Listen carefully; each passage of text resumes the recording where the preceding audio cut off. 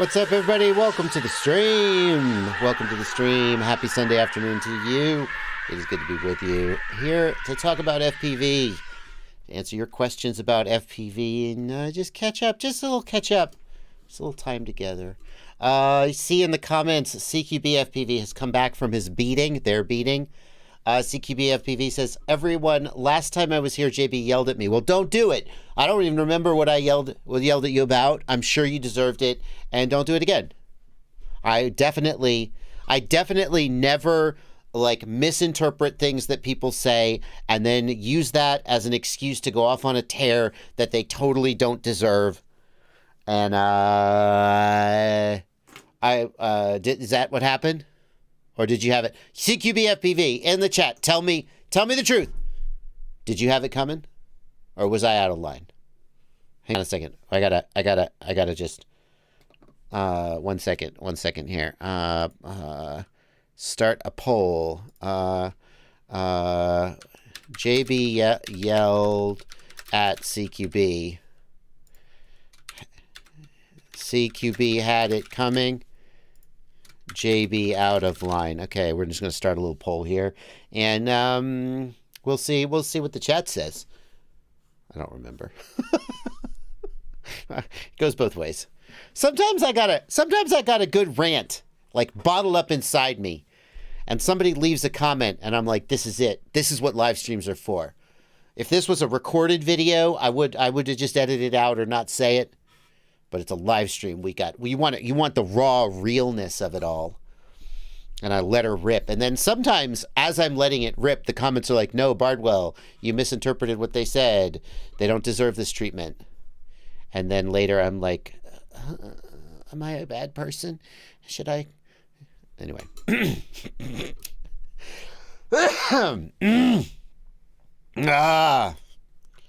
do it live. Woo! Man. I'm happy to tell you guys I'm feeling better, for those who are keeping track. The last time you saw me, I had a little bit of a cough, and now I have much less of a cough. I'm feeling much better, so thank you to those of you who sent me well wishes. None of you sent me well wishes! It's okay. It's okay. I would, if you'd sent me well wishes, I would have been like, oh, these fucking people. So it's probably better that you didn't.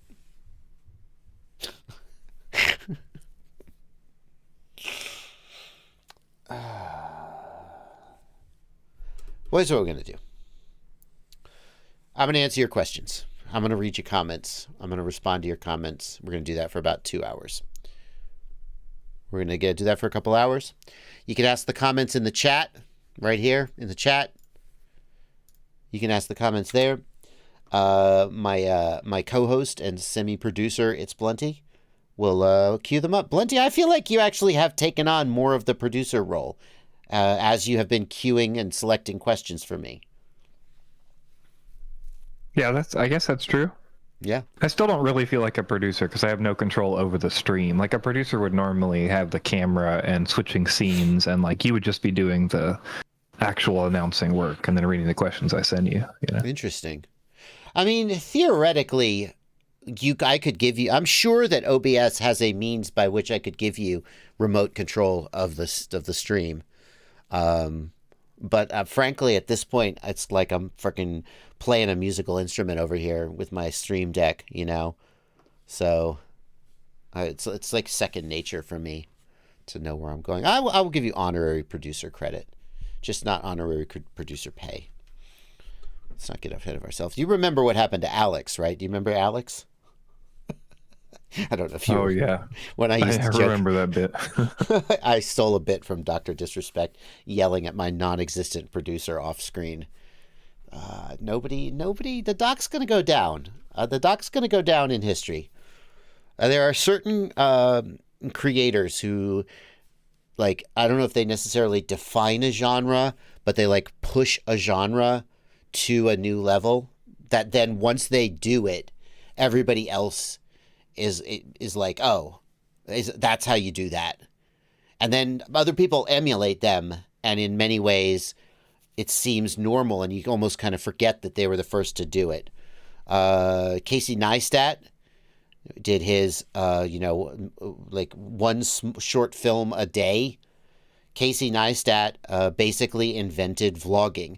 If he didn't invent it, he popularized it to such a degree that I believe he deserves the title of the sort of the father of vlogging. Casey Neistat was the first person I ever saw ride an electric skateboard while holding a camera up, talking to the camera. I had never seen anyone do that before, and I think a lot of people share that experience. So he kind of cemented that form of creativity.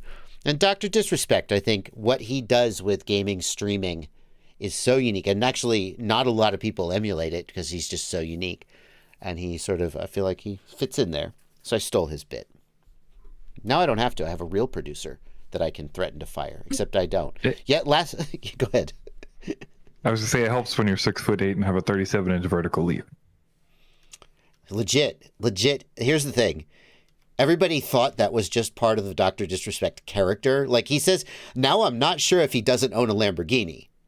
Because he says, 6'8", 37-inch vertical leap, Lamborghini, whatever, and he started doing interviews in media, and it turns out he is in fact 6'8" and does in fact have a 37-inch vertical leap. So what else isn't he lying about?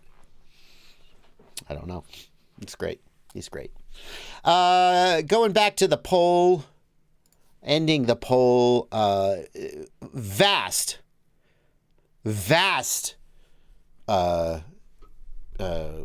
advantage for CQB had it coming.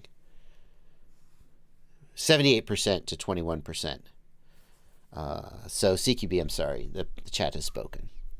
What we're going to do, let's answer some questions. What was I saying? I was saying, Blunty, that I jokingly threatened to fire you last week and then immediately had to backpedal because I just, I couldn't even let that stand as a joke because you're so essential to the operation. So, I'm going to take your questions. Blunty's going to cue the questions. Over here on the right side of the screen, we've got the Discord server. These are my patrons. They ask questions, and I pay slightly more attention to them than anyone else because they give me money. That's how the world works. If you don't get used to it, you freaking hippie. Money runs the world. You don't like it, you could go to France. I guess France probably. It's the most socialist country I can think of. and if you want to really lean into that, hit the $sign down here, leave a super chat, throw a couple bucks, and I'll read the super chats a little. Not too far from now because I've gone on way too long with the intro and not answered a question. So let's answer a question. And the first question we're going to answer is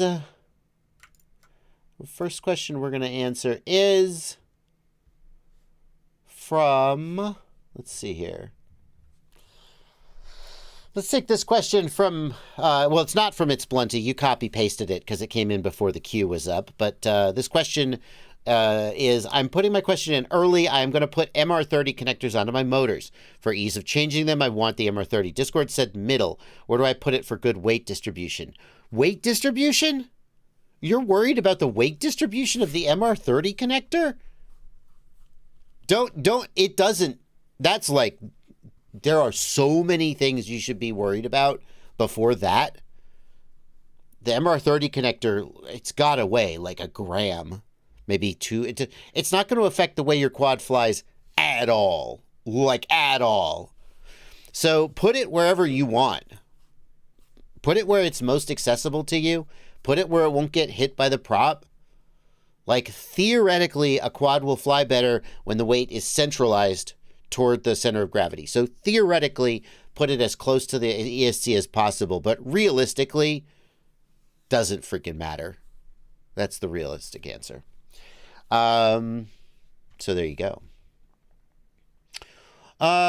Prevail wants to know, what are the best settings for min check, max check, and mid RC rate? Mine are at 1050, 1900, and 1500 using a Jumper T20S. Just to make sure that everybody is on the same page, let's pull up Betaflight. Sorry for that notification sound. That's me, not you. Let's pull up Betaflight, and we'll connect to this here flight controller. And what you're talking about is here in the receiver tab. And it is right here. You're talking about the stick low threshold, the stick center, and the stick high threshold. Okay, so the key thing is that whatever your channel is at when the stick goes all the way down, the stick low threshold has to be higher than that. And whatever your channel is at when the stick goes all the way up, the stick high threshold has to be lower than that. In other words, the stick low and the stick high need to be inside the actual endpoints of the channel. Okay, that's the key consideration. Let's assume that you have correctly calibrated your controller so that your channels go 1000 to 2000. Okay, which you totally should do. If your channels go 1000 to 2000, when you move the stick all the way down and all the way up, that means your endpoints are correctly calibrated. So what then are the outside bounds of stick low and stick high that satisfy that condition? Stick low and stick high must be inside of the endpoints of the channel. Therefore, if your channel goes 1000 to 2000, then stick low could be at 1001 and stick high could be at 1999. Now that would actually be a bad idea because your gimbal isn't that precise. Like if it goes to 1000 or 2000, you don't want the stick low to be like literally 1 microsecond off from that. So typically I give it about 5 microseconds of play. So I'll have my stick low be 1005 and my stick high be 1995, and then everything is fine as long as your gimbals don't come out of calibration. The only time that I would modify this would be like on some controllers like the Spectrum DX6. It's difficult to get the endpoints to be exactly 1000 and 2000. You have to like enable extended limits and you have to do a whole bunch of rigmarole that some people don't do.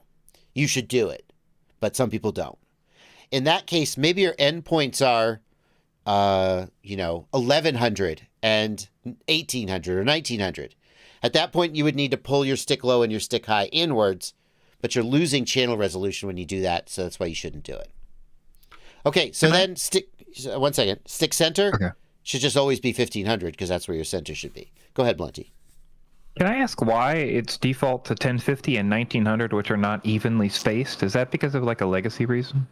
Oh, that's interesting. I never noticed that. Is that actually the default? I believe so. Yeah, I don't see. I mean, like this is just a throwaway flight controller I have sitting on the bench. So I don't see why that wouldn't. Oh, you can check that. Hang on. Max check. Default is 1900. What's the default, though?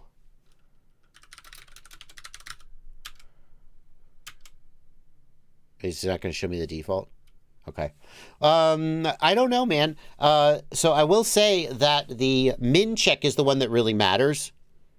Because min check, if your throttle is not below min check, the quad will not arm. Right? So that's the one. But that creates deadband at the bottom of the throttle. And maybe that's it, Blunty. So min check creates deadband at the bottom of the throttle. If we set min check to 1200, that's 20% of the throttle range, right? And that means that from 0 to 20% of your throttle, nothing's going to happen. When the throttle is below min check, the throttle is all the way down, according to the flight controller. So there's actually a motivation to push the min check as low as you can get it to minimize that deadband so you have as much throttle resolution as possible. Max check has no effect when you're flying. The only thing max check is for is if you're inputting stick commands, like you bring up the OSD or whatever. Max check is used to detect and input a stick command, but there's no deadband there because you're not flying. So maybe they're comfortable being a little bit generous with max check because there's no effect on flight, but min check they're trying to sort of push it downwards. But they don't want to push it so low that uncalibrated controllers won't arm because they want people to be able to fly without calibrating. That's my best guess. I thought, wait. Yeah. I thought these aren't the ranges for the sticks? No. Okay. So what these How do the are sticks doing? works otherwise then? Where's the ranges for the sticks versus the ranges for the, like, is all the sticks just automatically 1000 or 2000? Isn't that what you're setting in there? So the stick low threshold is what the channel has to be below for the flight controller to interpret the stick as being all the way down. So the two places this are used is number one, you know how if the throttle is raised, the quad won't arm, right? Yes. You're familiar with that. Stick low threshold is used to determine whether the throttle is all the way down or raised. If the throttle is below 1050, then the throttle is all the way down. And for example, if you have PID at min throttle disabled, the PIDs will disable below this number. The quad won't arm if the throttle is above this number, and so forth. Stick low is also used for stick commands. So if there's a stick command where you push throttle all the way up and right stick all the way down, I don't know if that's a stick command, but this stick low threshold would be used to determine whether the right stick was all the way down and activating the stick command. So and the same for stick high. So then where are the endpoints? So if you're adjusting the endpoints The only place in Betaflight to adjust the endpoints is the RX range command in the CLI. FU. Hold on. It's the RX range command in the CLI. So this command, RX range, will change the endpoints. But most of the time, well, it's usually preferable to do it in the controller, like in the output screen of the controller. But if you have to do it in the flight controller, this is where to do it. There is no GUI place to actually adjust the endpoints. Is that what you're asking? Yeah, so that stick low threshold is going to decide that low throttle, not throttle being at 1,000. Is that correct? Correct. Absolutely. If we set stick low to 1,000, then the throttle must be below 1,000 for the throttle to be considered all the way down, which would be a mistake. Well, because if you correctly calibrate your endpoints 1,000 to 2,000, and then you set stick low to 1,000, the quad will never arm, because the throttle would have to be at 999 or lower for the quad to arm. Okay, did not know that. Ooh. Well, I didn't anticipate that I would need to go into that. So I appreciate you bringing that up, because you're probably not the only one with that question. Ooh, there's going to be a good clip over on the Livestream Clips channel, isn't it? Yeah, it seems to me like it would be beneficial. I guess it's confusing for new people to add more stuff, but it would be kind of cool to have some kind of RX range section in the UI. I agree. It wasn't confusing. Yeah. Yeah, I agree, because like it would be great to be able to adjust the endpoints in the GUI. Because the RX range is kind of confusing and people type it in and don't understand what it's doing. And then it's not obvious in the GUI if someone has changed the RX range. So like if you've got a transmitter, and let's say you had a transmitter and for some reason the endpoints were 1100 to 1900. And let's say that it's some cheap toy grade transmitter where you can't change the endpoints. You can't just like go into the output screen in the menu and adjust the endpoints. So the transmitter is locked 1100 to 1900. What are you going to do? In Betaflight, you go and you do the RX range and you type RX range 1100, 1900, and that tells Betaflight to bring the channel range in. And then in the receiver tab, you see 1000 to 2000. Betaflight is scaling the output, the channel to match that 1000 to 2000 range. But then you don't know that happened. And now you change the receiver out for like an Express LRS receiver. And now suddenly the endpoint is 900 to 2100 because Betaflight is still doing that scaling. And there's no way to know why that channel is effed up except if you remember to go into the CLI and type RX range and look. So okay, so one more question then. So that means that if you have a transmitter that's got like 1100 to 1900, you go into RX range, set RX range 1100 to 1900, then stick low 1050 will still work because it sees it as 1000 to 2000, correct? Absolutely correct. Okay. Yep. Absolutely correct. And it would be a mistake to set stick low to 1150 because the problem is that would solve the problem of I can't arm because my throttle's not all the way down, but you would never get your full rate because Betaflight would never detect that the stick had gone to full deflection. Betaflight still thinks the endpoints are 1000 to 2000. So when you go to the rates tab, you would be missing the last 10% of your rate curve. Gotcha. So you really have to set the endpoints correctly. And I will say a simple way to solve this would be for Betaflight to have a built-in calibration tool, just like every simulator in existence, just like Flight 1 had, just like ArduPilot has, where they just say, move the sticks to their endpoints, and they detect what the effing endpoints are. And I always say when people complain about open source development, the devs work for free, they don't owe you anything. So the fact that Betaflight hasn't done this, they could do it, they haven't done it. And that's their right, but it would be nice if they did because it would just completely solve this problem. Anyway, this is going to make an amazing clip for the Livestream Clips channel. In case you didn't know, why the fuck did my Stream Deck just reboot? Fuck you. Pardon me. Excuse me, children. Children, cover your ears. Ask your parents what that word means. In case you didn't know, Joshua Bardwell Livestream Clips is where highlights from my live streams go. You can just search on YouTube, Joshua Bardwell Livestream Clips. It used to be JB Livestream Clips, but JB apparently means Justin Bieber, so I didn't want to go up against him in the SEO game. Joshua Bardwell Livestream Clips, and Blunty uploads clips and highlights from my live streams. Aww, I miss Fabio and Maria. They were nice to me and fed me pizza. How do you like the clickbait thumbnails video? You like the thumbnail for that one? Yo, I love it. I can't believe what Bardwell said about clickbait. You got a whole bunch of clickbait in there. I love it. Why is there a Roblox? There's a Roblox guy dabbing?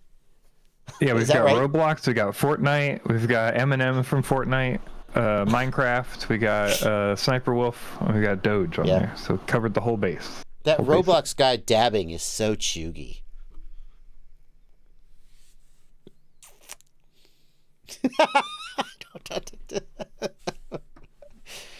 Tell me if I use that word correctly, kids. Okay, it's time. We've only answered like 2 questions, but it was that question went deeper than I thought it would, and I think there's some really good info there that I bet a lot of people did not know. Neoflyer, sorry, Neoflyer says my daughter is watching with me. Occasionally we swear here. Mostly we don't, and everything is fine. But occasionally we do, and you know, your kids heard that word before, and it'll be okay. Okay, I promise not to do it too often, but I'm going to do it sometimes.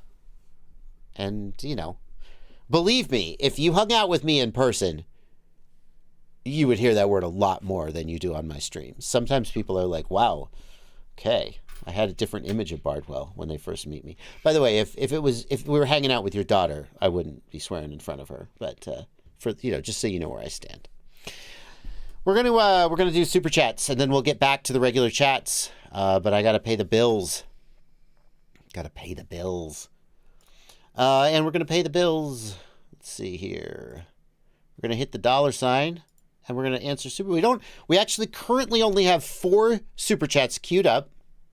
4 super chats queued up, and so if you want to leave another super chat, this is how you get your question answered as fast as possible. Drop a super chat in. I'll keep reading the super chats till we catch up and run out, and then we'll go back to the regular stream. The first super chat, thank you, Cali FPV, for a $5 super chat. Cinnabot 30 with a naked Hero 11. Never crashed and always had smooth footage. All of the sudden, only get jello if I don't use an ND filter. Why is this?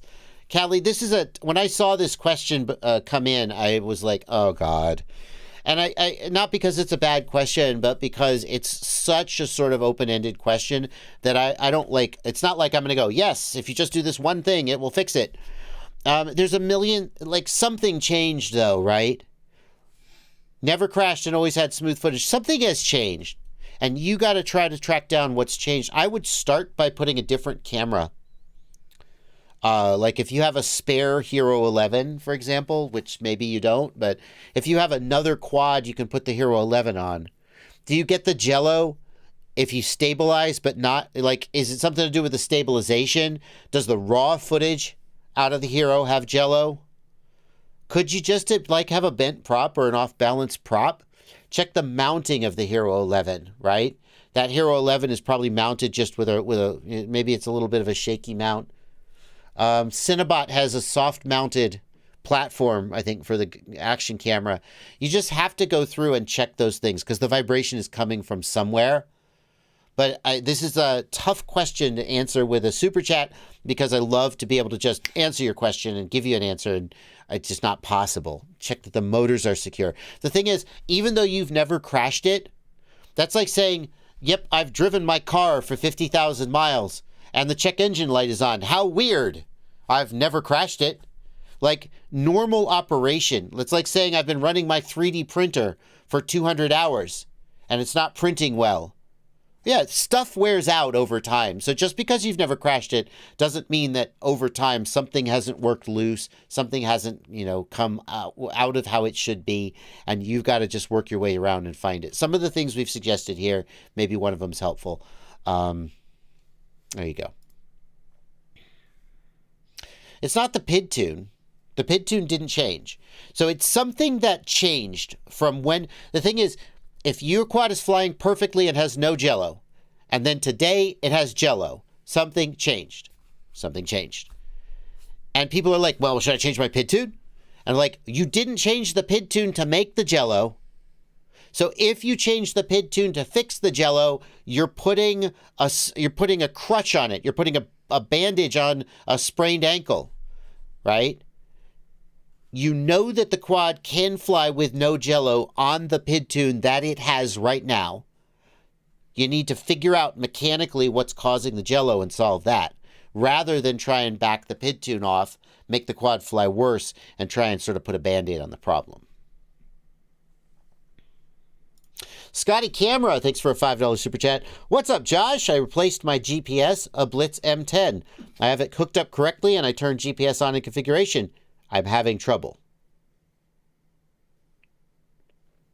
I'm guessing the GPS isn't working, and you ran out of letters on your $5 super chat to type the whole problem. I wonder if Scotty left any more information for us.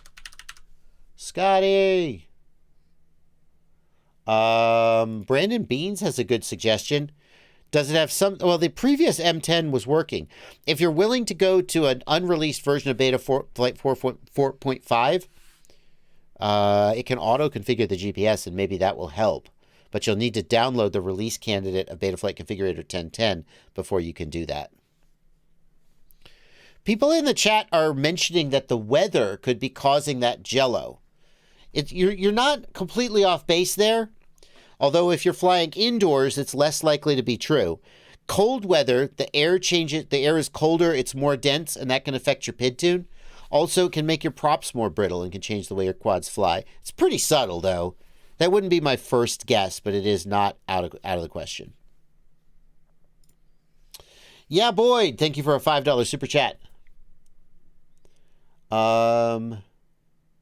Sorry, Scotty Camera, just to make sure you understand the answer to the question. I suggest that you try downloading Betaflight 4.5. First install release candidate of Configurator 1010, then flash Betaflight 4.5. Back up your configuration first. And understand that Betaflight 4.5 is not released yet, so you're taking some risk by doing it. But at least it'll let you know whether your basic wiring is correct, because Betaflight 4.4 has some problems with M10 GPSs and doesn't always work correctly.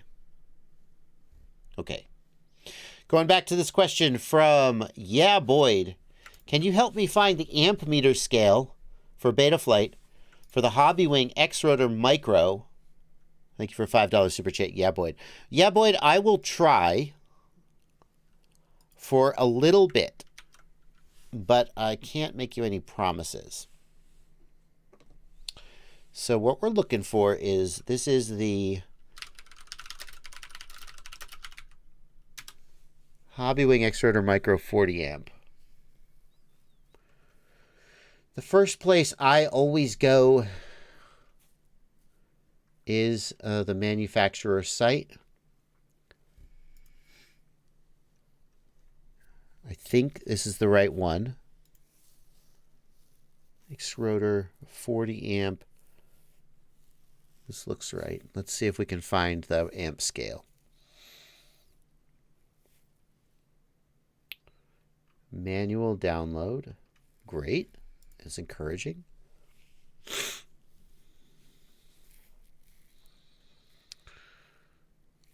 Let's just search for the word scale. 1 of 1. Where is it? There it is. There it is. No, that's the min throttle, max throttle, center throttle. Programming parameters, specifications. No. So it does have current. Oh, there it is. There it is. Boom. So 11.75 millivolts per amp. That's the key piece of information we need. 11.75 millivolts per amp. That's what they're telling you, the scale there.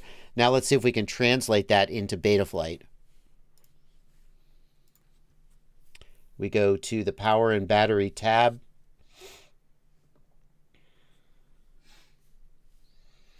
Amperage meter. Scale is 1/10 of millivolt per amp. Is the 1/10 millivolt per amp. So 11.75 would be 117. I believe that the scale should be 117. And I can't help but notice that this never updates. This value never changes when you change the scale. And that doesn't seem, I think that's a bug. This one doesn't either. These should change and they don't, and that's a bug. I believe that it should be 117 because this is 1/10 of a millivolt per amp. So if we're going for 11.7, we multiply by 10. There's your answer. I almost even think that answer is correct. That's how we do it, folks. That's how you get to be the guy who knows everything about FPV. Google. I just Google everything. That's my secret. I think of there's a story I saw. Matt Damon is telling this story, and he's telling a story about working with John Malkovich on the movie Rounders. And John Malkovich is famous in that movie for playing an ostensibly Russian character, and he has this cartoonishly awful. It's not even accurate to call it a Russian accent. It's some weird John Malkovichian creation that no one except the director would, any other actor, the director would be like, "What the hell are you doing? Stop that right this instant." But John Malkovich shows up and goes, "Pay the man his money." And they're like, "That's not Russian. That's not anything. What are you doing?" And there's like, "John Malkovich, shut up, do it. Just let him do it." And Matt Damon says he was sitting across from John Malkovich when he did that scene. And it was like one of the first days they were working, and he hears the accent, and he's like, what is this guy doing? And the director yells cut, and Malkovich leans in and says, "I'm a terrible actor." And I think of that, like, you know, everybody, "Oh, John Malkovich," and he's just like, and I'm like, I just Google everything. That's my secret. Continuing the super chats. Stallion Butter says, "I want to rebuild my 4-inch long range." Thank you for $5, Stallion Butter. "Is the QAVS Mini too heavy for 1404 2750 kV motors?" It'll work. I think you would. Are you trying to say under 250 grams? If you're trying to stay under 250 grams, you may have to make some compromises. I think that, like, Ciati, who is like kind of the angel on my shoulder when it comes to smaller quads, I think he would recommend, and I would agree, that a larger motor would give you better performance and more efficiency and longer flight performance. So the thing is, if you're trying to build a true long-range 4-inch, you need to keep the weight down. Even if you don't care about the sub 250 gram, keeping it light is what gives it that endurance. So, like, I don't think the QAVS Mini is actually the best choice for a lightweight long-range rig. I think it's a better choice for, like, a 4-inch semi-freestyle rig. But this is what it is. If you are going with the QAVS Mini, those 1404 motors will work, but I think that frame is more suited to a bigger motor. Probably not a 2004 is like maybe the upper end of what you might do. It's probably overkill. But like 2004 is a fine motor for a 4-inch prop. Maybe even something like a 2005 or a 2104 are okay motors. You know, 2105, I don't know the exact size. But then you're getting away from you're compromising flight time by adding weight. So there you go. 2105 would, like, if I were building a QAVS Mini with 4 inches, when I had a 4-inch freestyle rig that I flew a lot, and I've just sort of moved on to other things. I don't have anything against it. But I put 2105 motors on it and really liked the result. 2004 was good, but the durability wasn't great. And 2105 just had that little bit more oomph, and I thought it was a really good fit for that weight. It was like 350 grams, so it wasn't light at all. I thought it was a good choice.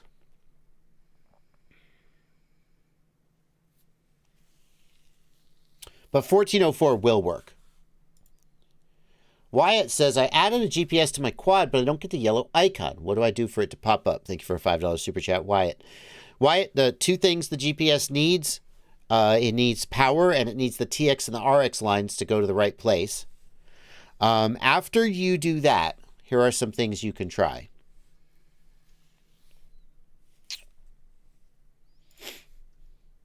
So you're going to go to the ports tab. And for whatever UART you soldered TX and RX to, you're going to enable GPS sensor input with auto baud. And we'll save that. And then we'll go to the configuration tab and we'll enable GPS. Yes. For protocol, you set U blocks and you turn on auto baud and auto config and you save that and you see if you get the yellow light to light up. If that doesn't work, and it doesn't always work, sometimes it works to change to NMEA. I don't know why. Every GPS you get today should support U-blocks, and yet sometimes it just doesn't work, and I'm like, why the hell doesn't it work? I don't know. I'll try NMEA, and then it works. The other thing you can do is you can turn off auto baud, and you can try manually setting the baud rate and just guessing the baud rate and seeing if it links up. Sometimes that doesn't work. Finally, if you are using an M10 GPS and Betaflight 4.4, there is a bug where Betaflight doesn't correctly configure the GPS. And in my experience, it doesn't cause the yellow icon not to show up, but in theory it could. And in that case, a thing you can try is download Betaflight Configurator 10.10, which is currently in release candidate, and flash Betaflight 4.5, which is currently not released, but it's close, and see if that gets it working. Okay. McRon FPV. If you leave sarcastic comments about my choices, my editorial choices, you risk me going on one of those rants that I talked about at the beginning of the stream. Do you only take super chats or do you want to talk about interesting topics too? But he put a smiley after it, so I assume he's joking. And we won't go on a rant. I take super chats starting at about the half hour, and I take super chats until I run through them all, and I go back to the regular chats. So we go both directions. People who pay money expect a service in response, and I respect that.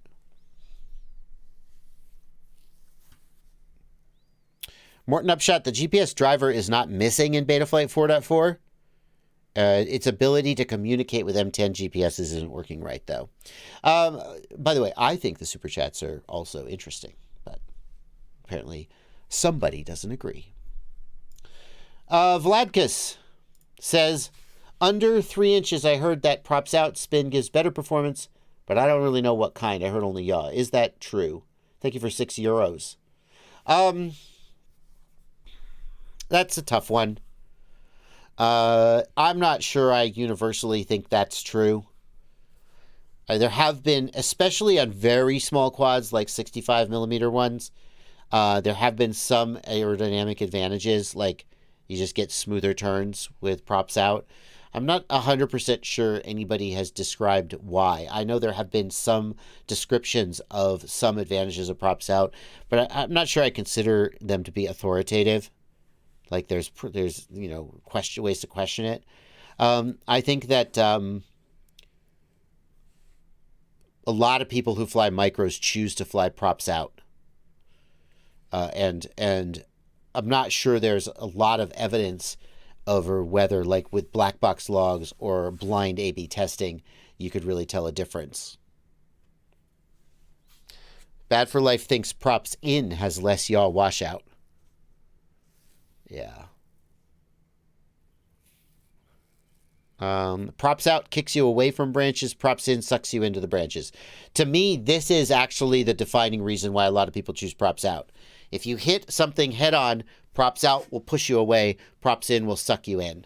And so you're more likely to bounce off an obstacle with props out, assuming you hit the obstacle head on. With tiny whoops, that doesn't matter because they have prop guards, though. Same with Cine whoops.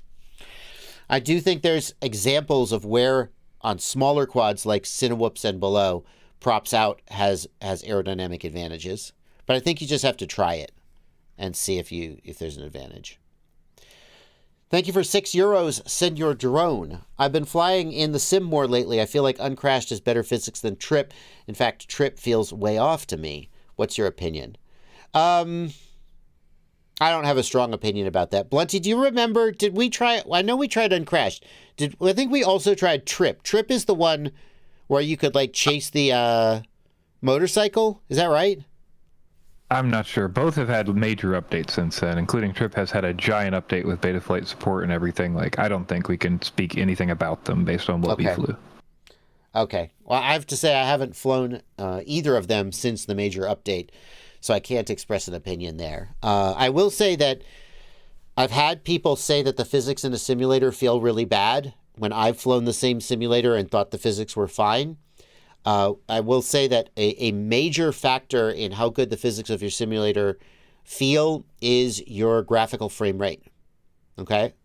If you've got a simulator that feels bad, turn on the frame rate display. For example, in Steam, you can just turn on an overlay that shows the frame rate in the upper right. And I have it on all the time because I'm a numbers guy.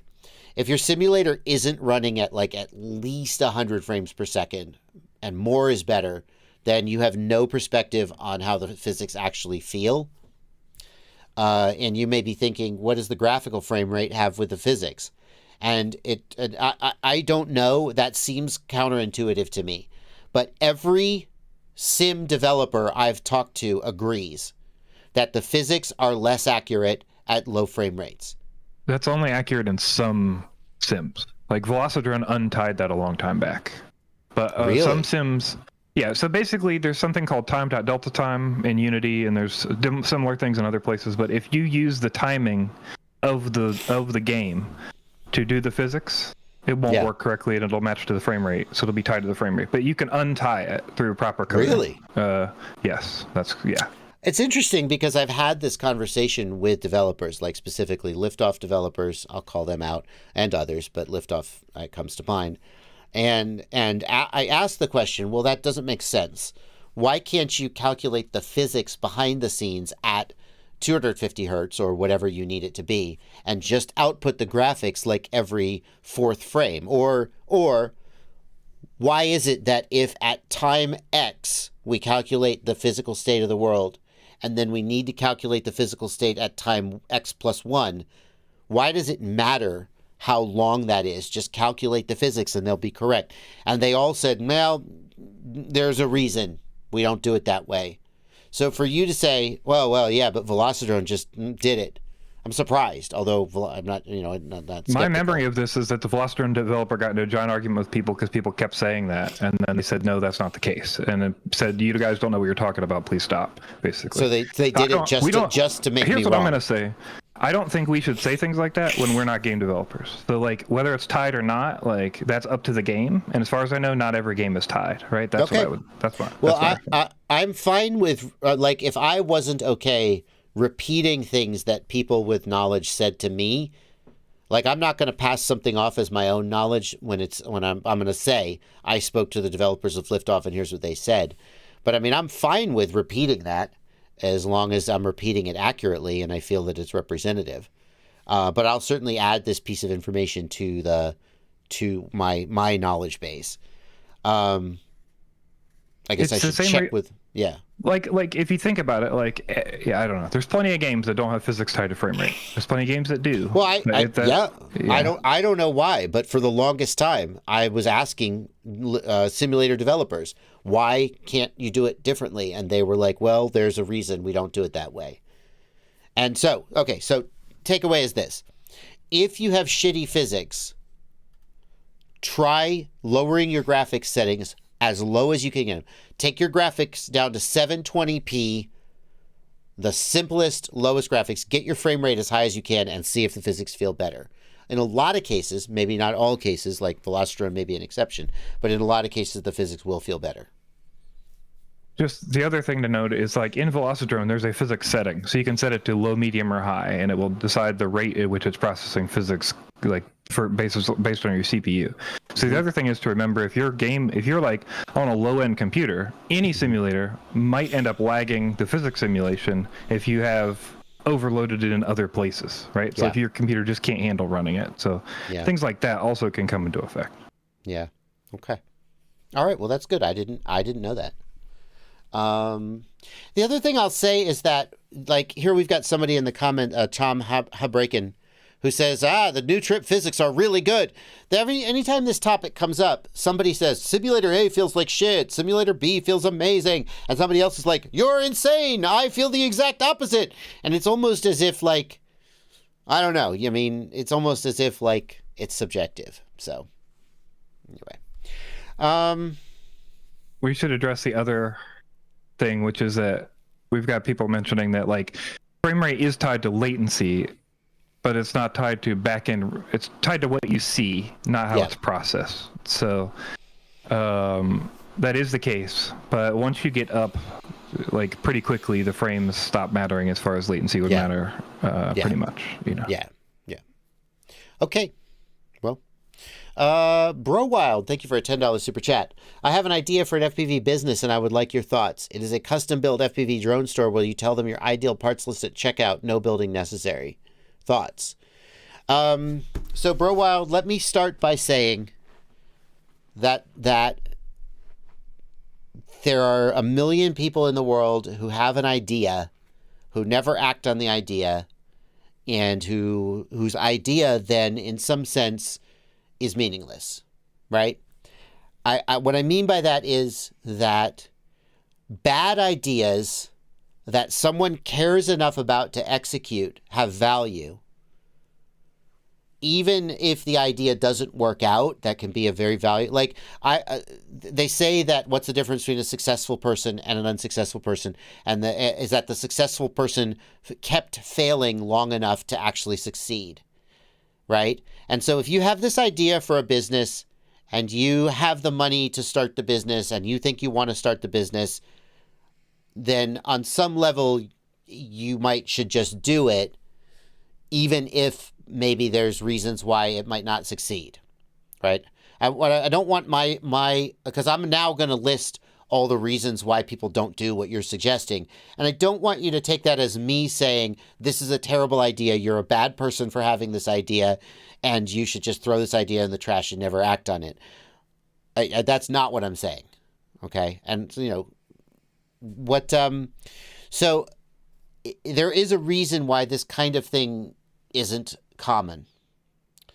And the reason is that people buying pre-built FPV drones don't want to pay enough money to make what you're proposing profitable for you.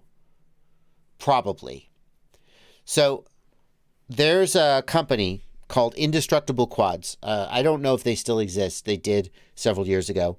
Indestructible Quads built quads, hand-built. It was one guy hand-building quads in his apartment. He built very good quads, but he built them and he charged $50. He charged $50 markup over the retail cost of the parts. So what's his profit margin? Well, it's $50 is his profit. If he was able to get parts at less than retail price, so if he's able to go to a manufacturer and say, I'm going to buy 100 of this ESC, 100 of this flight controller, maybe he could get another 8 to 12% perhaps margin, depending on quantity, maybe a little bit more than that. So he's got $50 plus 10 or 15% maybe at most, and that's his margin. That's not very much money. If you think about it, if he builds one quad every 2 hours, he's paying himself approximately $25 or $30 an hour, which is like that's more money than a lot of people make. But you got to take taxes out of that. You got to take all your overhead and expenses out of that. Your actual take home is not great, and that's assuming you get enough business to churn out 4 quads a day, 2 hours a quad. You never miss an appointment. You never have anything screw up. And that's assuming that all those quads get to the customers and they're happy. You're not going to get a return. You're not going to have a mistake. That $30-ish an hour gets whittled away real fast. It's not enough money to build a sustainable business around. And he was building exactly the same quad. He had a store up. The customer clicked, I want this quad. They checked their money out, and he built it, and he sent it to them. So now what you're proposing is you're going to tell me your ideal parts. And I'm going to go, cool. Oh, wait, these two parts don't work well together, and that's actually a really shitty motor. I advise that you don't get it. And this flight controller is out of stock. So now you're going back and forth with the customer, which is eating up your time, which is eating up your profit. Now you have to source the parts. Since you're buying them onesie twosie, because every customer wants something different, you're getting no margin from the manufacturers. You're paying full retail price plus shipping for every single one of those. Now, whether you eat that cost or you pass it on to the customer, that is an additional cost that someone has to bear. Now you have to build the quad. And because every single one is different, you're always building the quad for the first time. The first time I build a quad, it takes me 4 hours. The fifth time I build a quad, it takes me 2 hours because I know exactly where all the wires go. And if you tell me to build you 50 of the same quad, I'm going to sit down and I'm going to build 50 frames. Done. I'm going to put 50 sets of motors on. Done. I'm going to solder up 50 ESCs. Done. And I'm going to get into a groove and it's going to go way faster. You're never going to get that with this business model. Every time you're going to be at your most inefficient. You're going to make mistakes. You're going to have to look at the reference of the wiring diagrams. And either you are going to charge your customers a price that they are not willing to pay because they're going to go, what are you talking about? I could buy this same quad from Rotor Riot for $50. And you're going to go, okay, well, go then, do it. And they're going to say, fine, I will.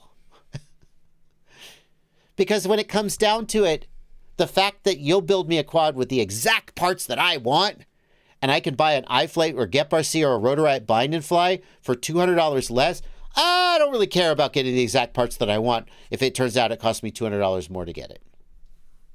So that's the problem that you have to be aware of and solve for this idea to be a success. And I wish you the best. It's hypothetical. 50 quads was hypothetical. My point is that the companies who build in bulk, they don't just have one guy sit there and build one quad start to finish. They assembly line it, and you get efficiency from assembly lining. Okay. That's my thoughts. Continuing the super chats. Thank you for $5 Australian. My VTX doesn't match up in my goggles with the Fusion module. F4 on smart audio manual input would be F1 on the goggles. I have a TBS Unify VTX. What I would do is look at the VTX. It has a blink pattern when it first powers up that tells you what channel the VTX thinks that it's on. And you should use that pattern to see if the VTX is actually on the channel that you think it is. If you've loaded the wrong VTX table, it could cause this problem. Sometimes the Unify is just broken and it's broadcasting on the wrong channel. That's what I would say. The other thing you can do is turn off smart audio in the ports tab and manually change the channel by pushing the button on the Unify, which is a pain in the ass to do. You got a long press, short press, long press, short press. Try that and see if smart audio is fucking it up or messing it up. Sorry, I said F word again.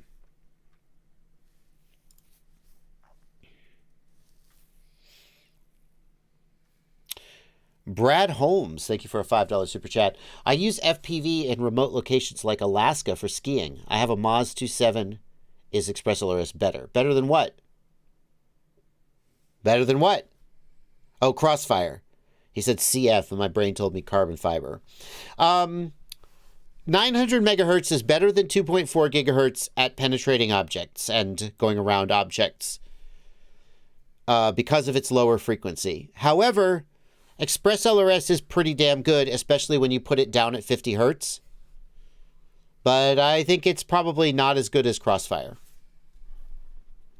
I wouldn't say that it's better.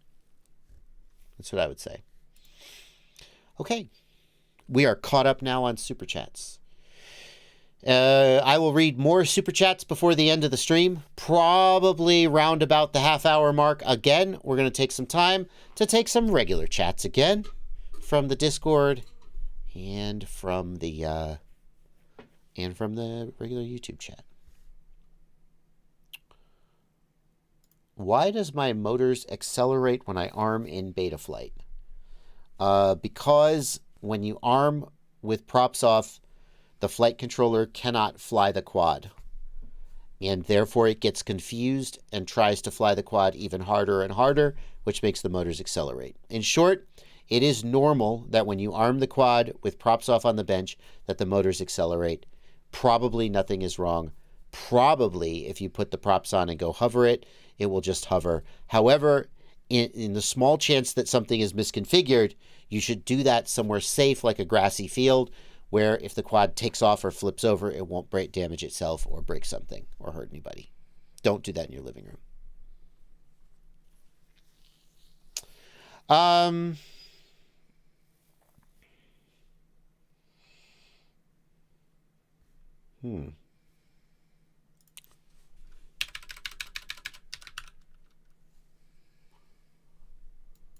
Got it.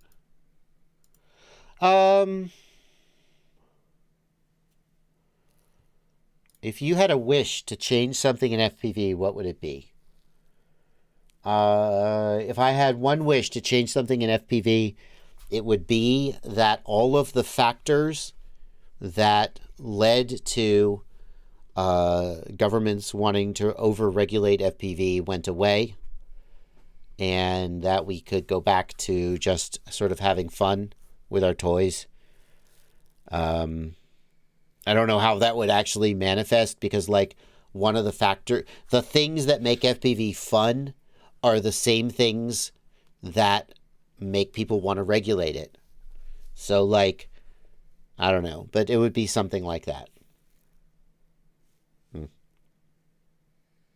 You got to be careful with that wish, because like William Decker says, no remote ID. You got to remember the monkey paw, right?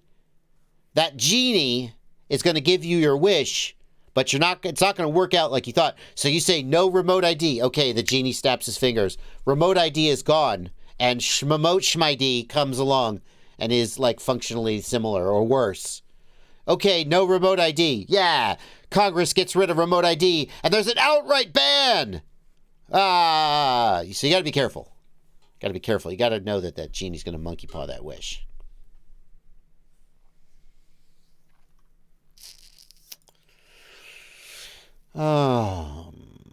Let's see here.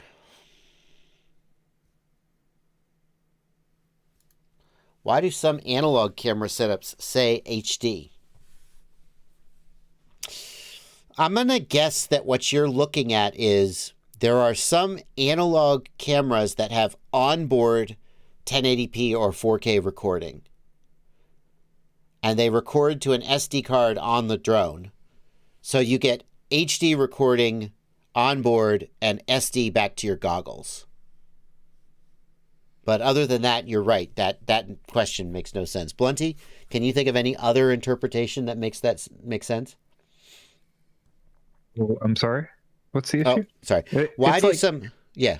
Yeah. Well,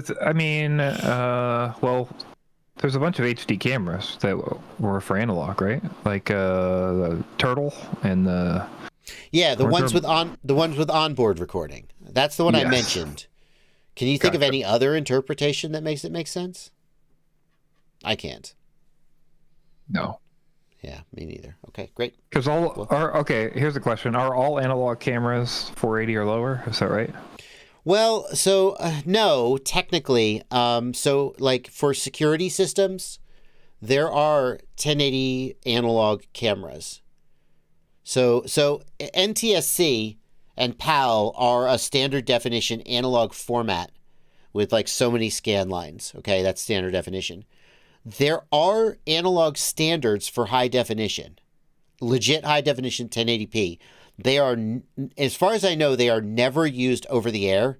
They're only used like in wired security systems, and they have for the most part, been replaced, I think, although I'm not an expert on security systems, by digital ones that use like I can tell H.264 you, or whatever.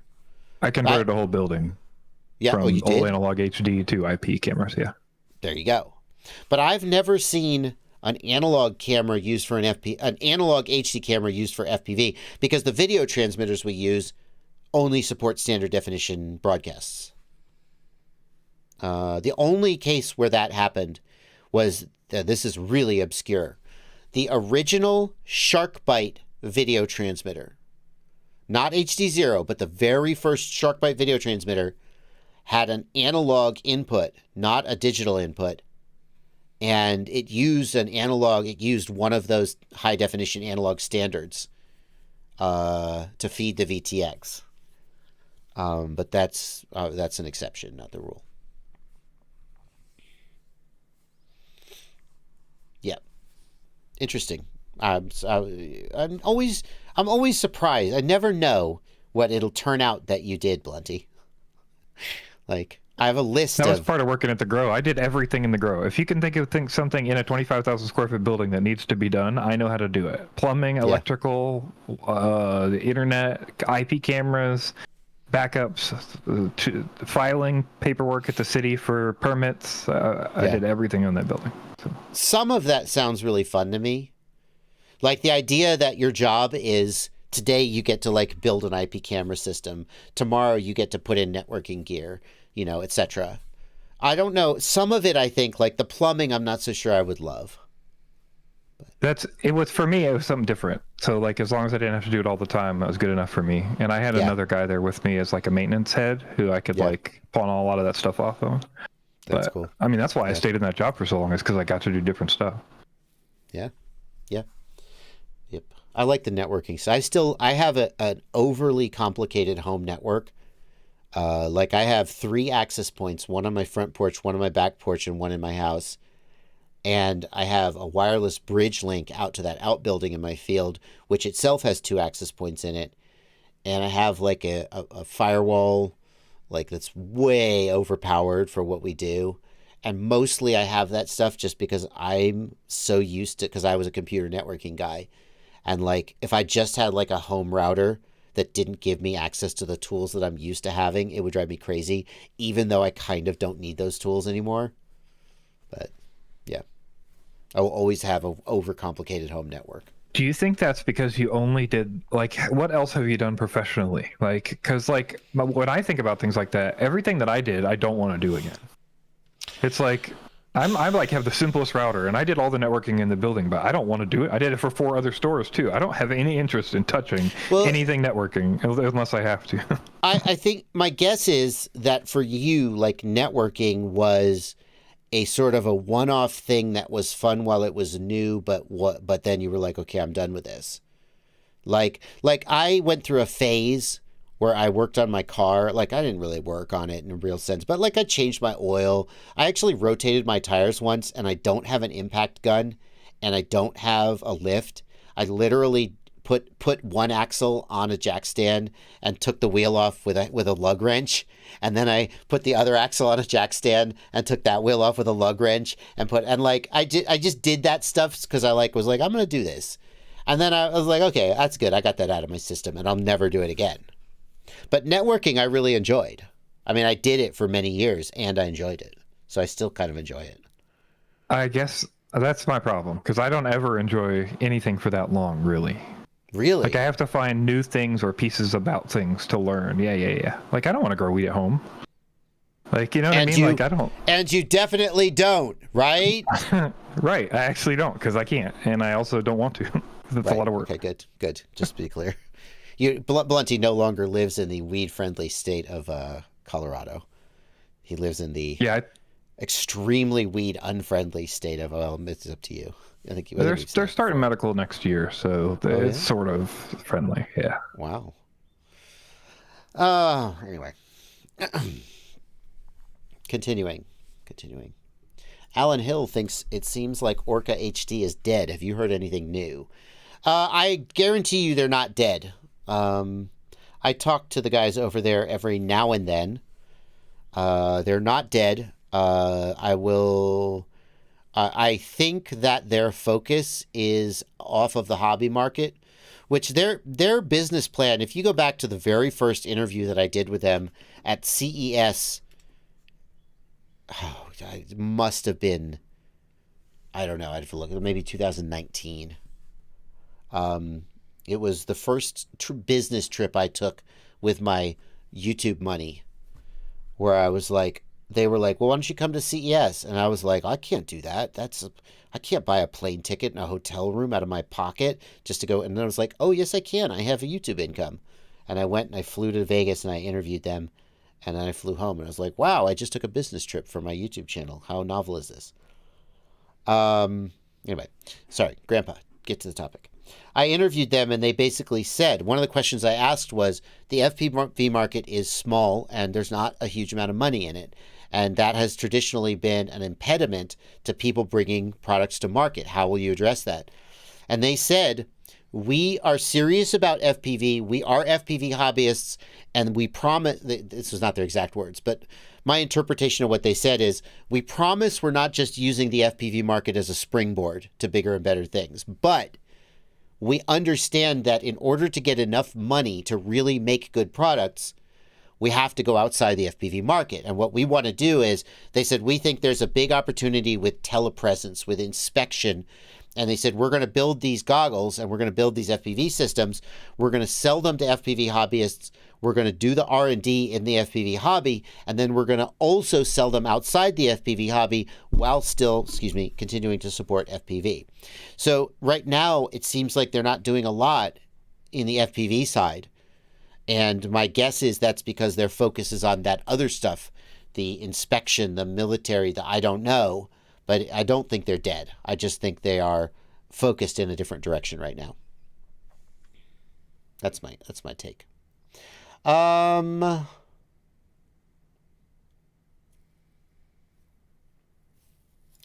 Tyler Valker, I think, says, my OSD says my high volt batteries are at 4.2 volts, even though I charged to 435. Is there something I need to change in Betaflight? Yeah, you may need to change the voltage scale. However, sometimes when you charge a battery to 435, as soon as you take it off the charger, it comes down again. So I would first actually verify with like a multimeter what the actual voltage of the battery is.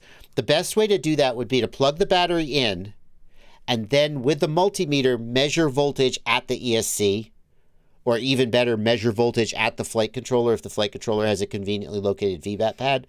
Because sometimes the voltage will be up here, but then when you plug it in, maybe it dips a little bit. But you want to cross-check that the voltage is accurate. If the voltage is inaccurate, then adjust the voltage scale in the power and battery tab to bring it up. However, you want to eliminate all the other possible sources of inaccuracy. Does your charger need calibrating? So again, use a multimeter. Don't just use a battery checker, because battery checkers are often, not always, but often inaccurate. Multimeters are usually pretty accurate. Even if they're not like lab-grade calibrated multimeters, they're usually pretty accurate. So measure the voltage when it comes right off the charger and see what it is. Is it 435 or is it 430? Plug it into the quad, measure the voltage at the ESC or at the flight controller. What is it? And then if you're absolutely sure that it's inaccurate, adjust the voltage scale in the power and battery tab. Northern Tier FPV wants to know, could we cover SPI Express LRS basic troubleshooting? Yes. Step 1. Get a serial receiver and put it on your quad. Stop using the SPI receiver. Thank you, I'll be here all week. No, okay. Assuming that's not an option.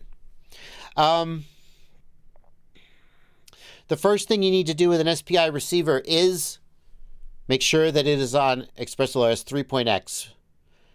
Because these days, all the modules are on ExpressLRS 3x, all the receivers are on 3x. You need to be running Betaflight 4.4, not 4.3. And that is how you update it to, that's how you update an SPI receiver to ExpressLRS 3.x, 3.0. So update your quad to Betaflight 4.4 is the first thing you got to do. Some quads out there, the manufacturer released a 4.3 build of Betaflight with ExpressoOS 3.0 in it. And if you want to, you can use that. See, it's annoying because, like, if you have a Happy Model Mobula 6, the manufacturer may never have released a Betaflight 4.4 CLI dump. So you have to then manually update it to 4.4, which some people are going to not want to do that or not be able to do that. It's kind of annoying. So you need to get the receiver to ExpressoOS 3.0 by upgrading the quad to Betaflight 4.4. And then once it's on 3.0, the other thing that people run into is that you can't use all the data rates. And I don't remember the exact data rates that are supported by SPI. But, like, set it to 50 hertz. And then see if it works. Set it to 100 hertz. But I know that not all the data rates are supported. Like, I'm pretty sure that the D data rates and the F data rates are not supported, but I'm not 100% sure. So a problem that I've seen people run into is that they've got it set to 500 hertz and it won't bind. But as soon as they take it down to 50 hertz, suddenly it works, and that's why. Sorry, maybe you said this, but D and F both don't work because they're FLRC modes. That's correct. But also, like, does 1,000 hertz? 1,000 hertz is an F mode? Is 500 hertz an F mode? Yes, the F and D modes are the ones that don't work. Anyone without a letter in front should work because it's a LoRa mode, and it's the old 2.0 mode. What about the full modes? What about 333 full and 100 full? I'm not sure. Okay, This probably won't work. So it needs to be one of the base modes. Those are the main things I think that screw people up. Yep. Okay.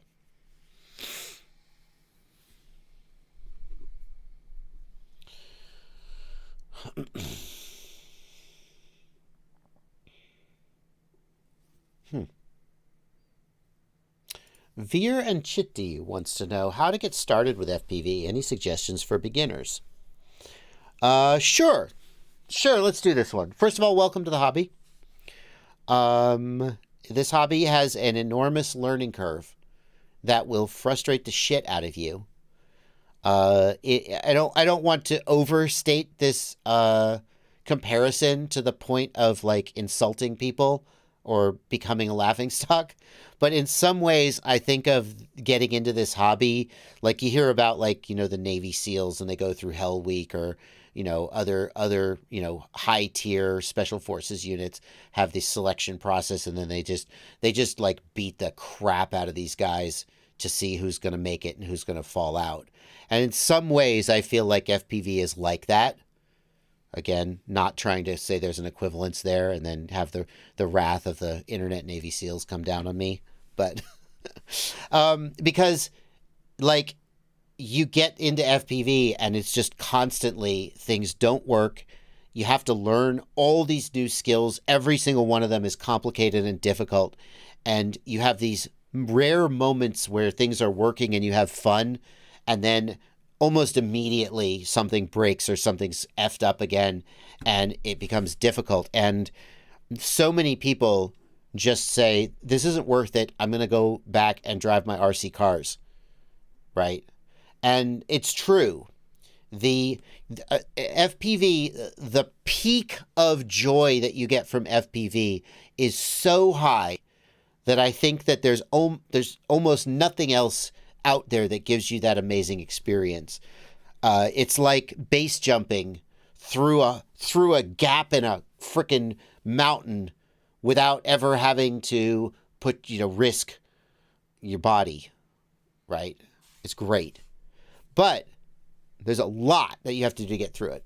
So the first advice I would give is understand that this is going to be difficult and there are going to be a lot of frustrating times.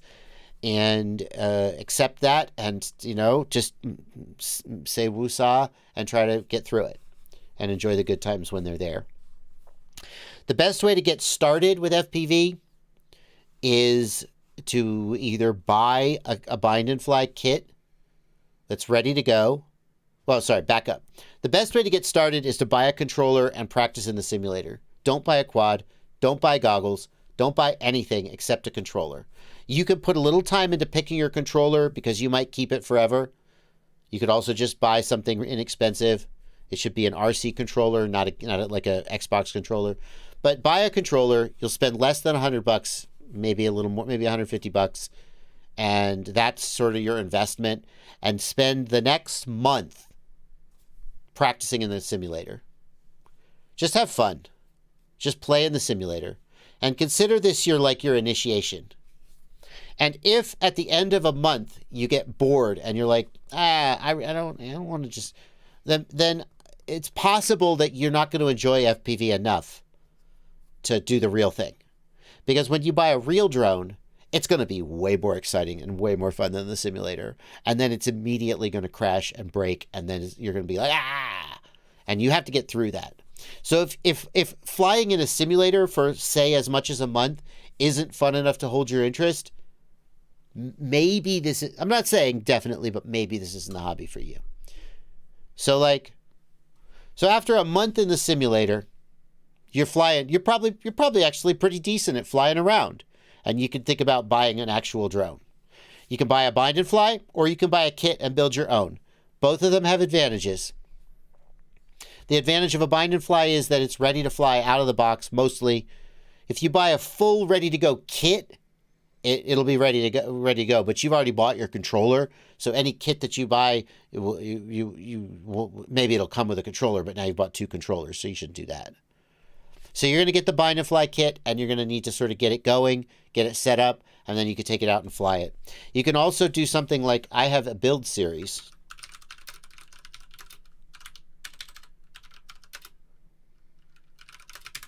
So I have a build series. Where's the frickin' part 1 of my build series? This video is part of a series. Oh, where's the frickin', there we go. Hello. So I have a build series right here. It's, and it takes you through all the steps of building an FPV drone from start to finish. You buy the kit from Get FPV. Everything you need comes from Get FPV. And then I take you through building it. Literally just step by step, hand holding you through every step of the way. The advantage of this is when you're done, you'll have built it yourself. You'll know how to build it, and you'll know how to repair it and maintain it and set it up. In fact, you could build that. You could, if you have enough money that you're willing to take the chance, you could buy this kit, and during the month that you're practicing in the simulator, you could also be building this kit. And then at the end of that time, boom, you've got a quadcopter, you can fly it, and that's kind of a good way to go. The final piece of advice I would give you is, no matter what you do, try to hook up with other people in your area who fly. That isn't possible for everyone, because in some places, there just aren't that many people who fly. But you should go to the MultiGP website, MultiGP, and you should look for a MultiGP chapter near you. You should go to Facebook. Facebook? Really? Yes. Sorry. Old people fly FPV. They're all on Facebook. Go figure. And look for an FPV group in your area. Just search for Knoxville FPV and see what you find. Search your city name, obviously. Pick the nearest big city near you and see if there's an FPV chapter there, and try and meet those people. So great. Blunty posting here from the Livestream Clips channel, just an idea. The kind of things that go up on the Livestream Clips channel. Here's a previous question that might be helpful. How do you find people to fly within your local area? It's on the Joshua Bardwell Livestream Clips channel. So, anyway, that's my advice. Continuing the questions. We're not quite back to the Super Chats yet. We're going to take another pass through the Super Chats, though. This question from B4TOG. Do you have a bachelor's degree? If so, what is it? I have a bachelor's degree in computer science from the Georgia Institute of Technology. I am a ramblin' wreck from Georgia Tech and a hell of an engineer, according to our fight song. My degree is in computer science, of which I have never in my life done professionally. I would be a programmer. I have programmed when I was 10 years old.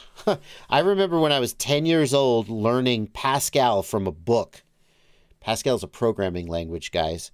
I had a little PC, and I had a Pascal compiler, and I learned Pascal from a book.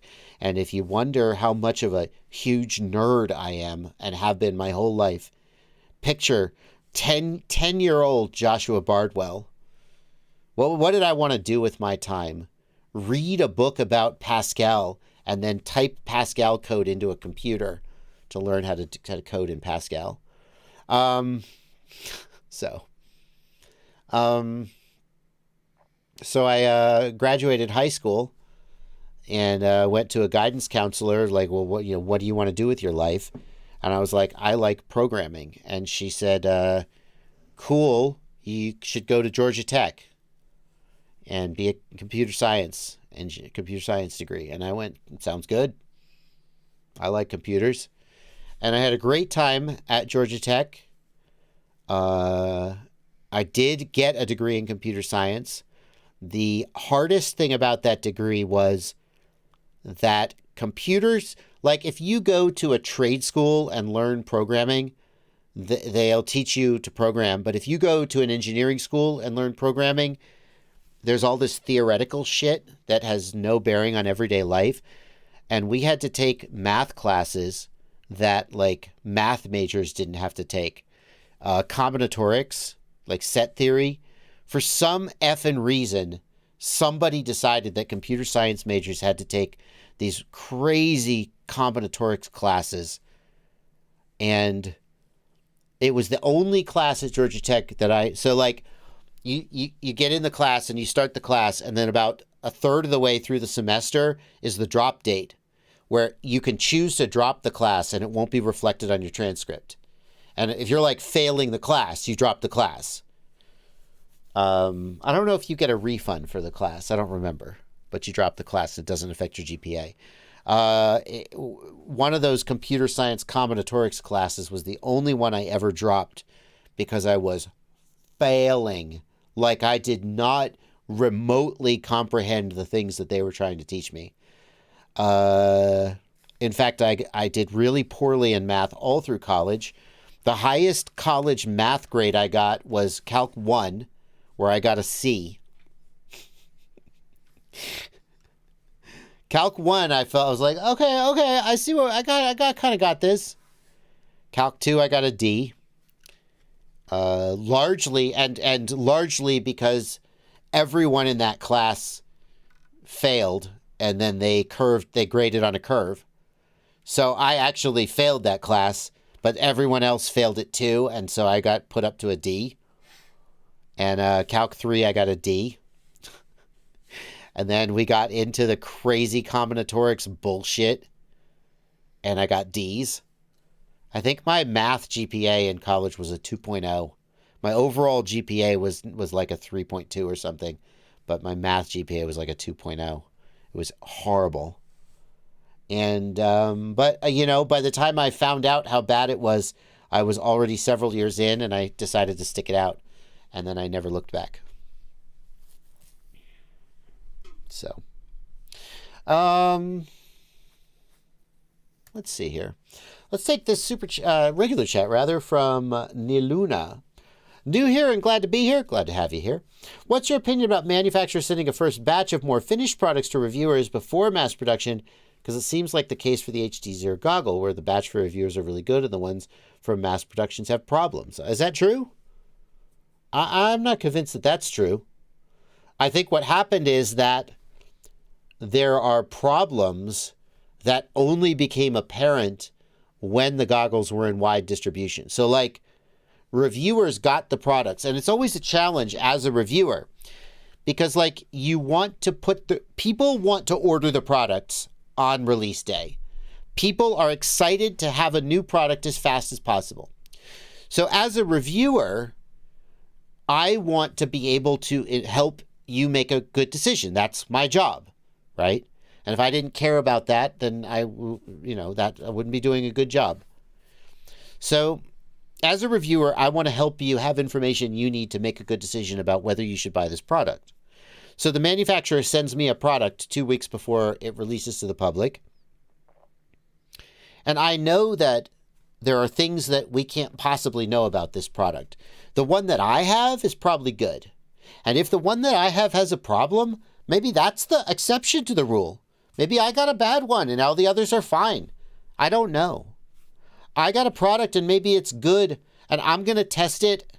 But then when 1,000 or 2,000 of them hit the street, somebody's going to find a mistake that, I just didn't catch. So what do you do about that? Do you just, one way to approach that would be to say, I'm not releasing a review of any product until 3 months after it hits the street, because that's how long it takes to find out if there's any hidden gotchas. And that's when I'm going to release my review, and that will be the most complete review ever, and no one will watch it because they'll all have made, somebody will watch it, but so like if you make a review that includes all the information that you can't possibly know on release day, no one will watch it anyway because they'll already have made their buying decision. So people are going to buy the product the day it releases.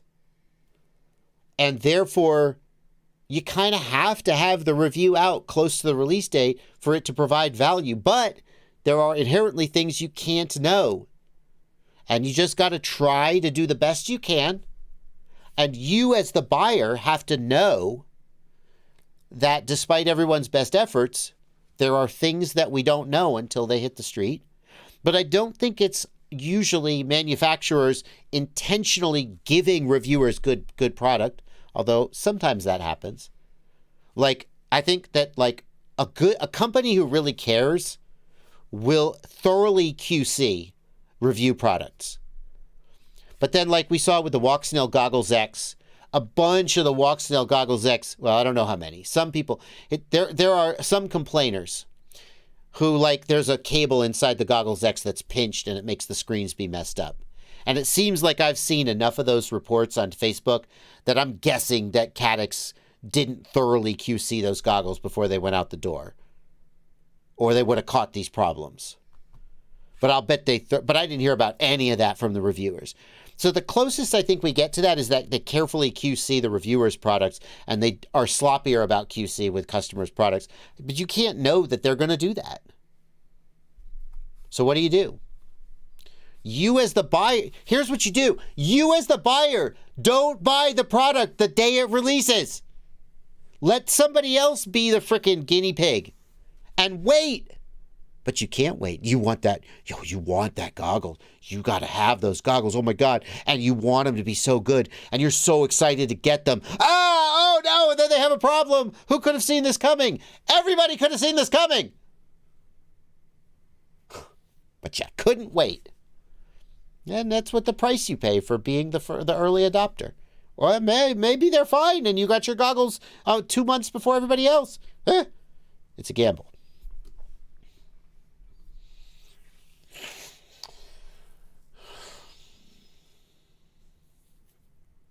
Yep. Good manufacturers will do their best to get quality products into their customers' hand and will get a reputation for doing it.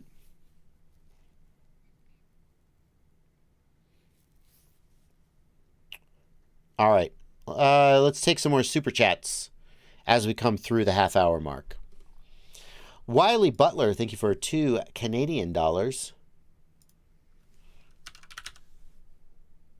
Wiley Butler says, I have a Velox 50 V50 SE 4-in-1. It doesn't beep when I connect it to battery.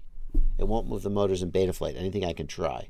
Wiley, if it doesn't beep at all, like not even doot-a-doot, I think it's dead. That's a likely conclusion.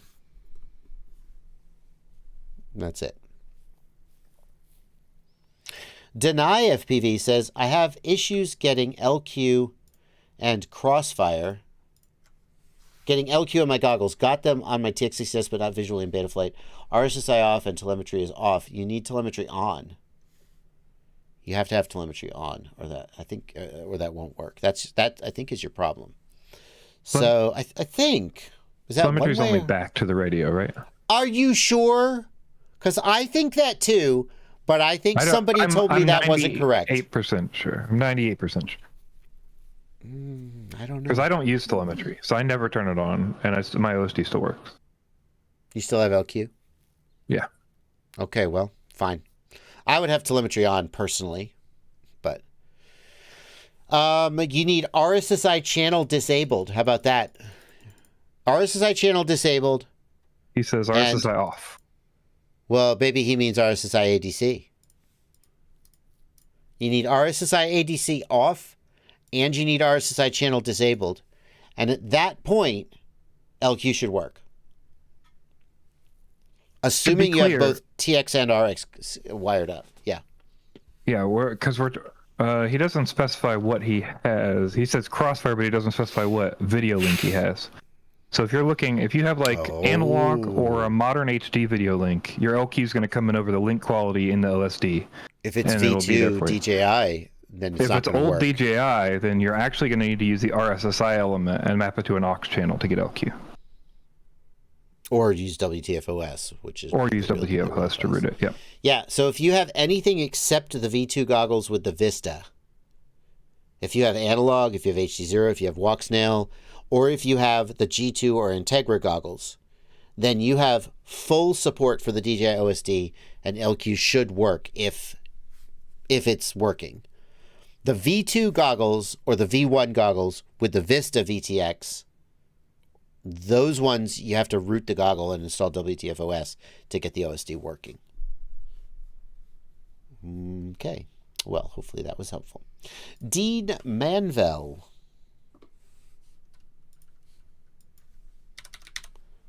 Dean Manvel. Hang on a second, Dean. Dean says the new AOS 3.5 V5 frame is on the way. I'm installing an O3 Express LRS, buzzer, GPS, and T-Motor F1404 3800 kV. What flight controller should I run? Do you need a 20 millimeter for that, I'm guessing? Probably takes a 30 millimeter. For 20 millimeters, I like the Foxeer Reaper. Actually, let me look. This is a great opportunity to remind you guys about my webpage, fpvknowitall.com, home of the ultimate FPV shopping list, where I try to keep a list of all the parts that I recommend. And one reason I do that is so I can remember what I think is a good recommendation. If we go to 5-inch racing, and then we go to flight controllers, here's a bunch of 20 millimeter flight controllers that I feel like are worth using. But I think the Foxeer Reaper is a good balance of quality, durability, and performance. I assume you're looking for a 20 millimeter stack, though. So.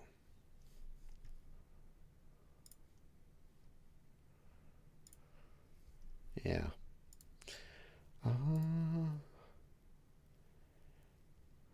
Oh, my goodness gracious. Blunty, you're awfully kind for only timing out this guy's chats. Did you hide this guy from channel, or did you just time out his chats? I timed out his chat. Oh no, he's history, dude. Just I appreciate you not timing out, like hiding people. I'm gonna hide him though. That's just ridiculous bullshit. He's gone. We'll never see him again. That's just not the place for that. I'd hide everybody if it was my channel, but I know. No, that's why I appreciate you. There would be no one left. You would just have hidden everyone already because you hate the chat. I was talking to Blunty. I'm not going to go into details, but I was talking to Blunty about some YouTube comment interchanges I had, and be like, and then he said this, and then I said this, and then there was this long pause where I kind of waited for Blunty to be like, yeah, wow, and offer his thoughts, and he was just like, yeah, that's why I don't read the chat. I hate everything about that conversation. There's this trend that happens where big YouTubers end up making a video where it's like 40 minutes about how bad chat and interactions with people are, and then they quit YouTube for 6 months to a year.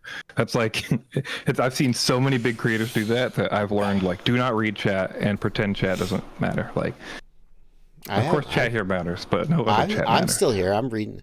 Yeah, no, you guys matter. We love you guys. I'm still here. I read the chat. The general like YouTube comment is bad. Every day. Like most YouTube comments are bad. There's like a couple people being nice, and most people correcting things they didn't watch correctly. I'll tell you something. My how to charge lipos without blowing up your house or whatever, the video with the giant fireball on it, that video recently popped off. Can I show the actual chart? Because it's actually kind of interesting. Let me see if I can show this chart. I don't want to like show every single one of the analytics, but let's see if I can like do this. How to keep lipos from burning down your house. So like, okay. So like, and I noticed it because it showed up in my top 10 videos this month. But this is a video from June 2022. More than a year ago, suddenly is in my top 10 for this month. And the chart is like shooting up. The chart is, this is the view chart for this video. And you can see that like it plateaued. This is what all videos do, is they plateau. But it kind of didn't plateau, actually, now that I look at it. It slowly was gaining and gaining and gaining. And then it popped. And then it popped again. And it's shooting up. It's at like 500,000 views. And I know these people must be from outside the world of FPV. Because everybody in the world of FPV who wanted to see that video has probably already seen it. And I know they're from outside FPV because the quality of comments I'm getting on that video is so bad. And I'm like, oh my God. Like, people saying things like that lipos are... One guy said lipos are part of the green energy scam. I'm like, who, what? Other people, I like, there's just been a shitload of really terrible comments on that video. And I'm like, well, I appreciate the views, I guess. Continuing with the super chats. Let's see. Blunty, when these are green, it means they're out of the queue, right? Or is it when they're green? Yeah, okay, great. I'm trying to take them out of the queue when I read them. Northern Tier FPV, thank you for a $10 super chat. They're turning green as soon as I click them. Is that normal? I don't think it used to do that. That's how it's supposed to work, yeah. It didn't used to work that way. I had to manually remove them. No, you've been queuing them a different way. So whatever way you were queuing them previously makes them not go blue, and then I had to unblue them.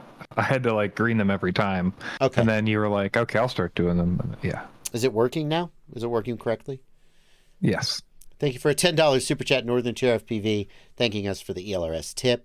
Thank you, Terry Burnett, for a $10 super chat. I plug into Betaflight to get the question right for an answer, and I found it, what it was. In adjustment tabs, factory set, 3 tabs on aux2 for rate profile. Only 1 is factory 2 default. Remove yes or no. I mean, Terry, if you didn't mean to set up rate profiles, why did the factory set up rate profiles on aux2, Blunty? This makes no sense. Like, that can't possibly work right unless the factory knows how the controller is set up. And there's this is like a Tiny Hawk or something? Yes, it's an Emacs Tiny Hawk, and the factory controller has 3 rate profiles on a switch. Don't delete that. That's a feature. But if you're not using the factory controller, then you might not have your controller set up to switch those rate profiles. Well done. My God. We are such founts of extraordinarily obscure knowledge. How did we both get that at the same time? That there's like one binded fly in existence that ships with rate profiles on a switch. It's great. Lincoln Shorts, thank you for a $5 super chat. I have a Crux 3.5, wondering if I should upgrade the Ant. Any recommendations? Cadix Ant is an okay camera. I think that's okay.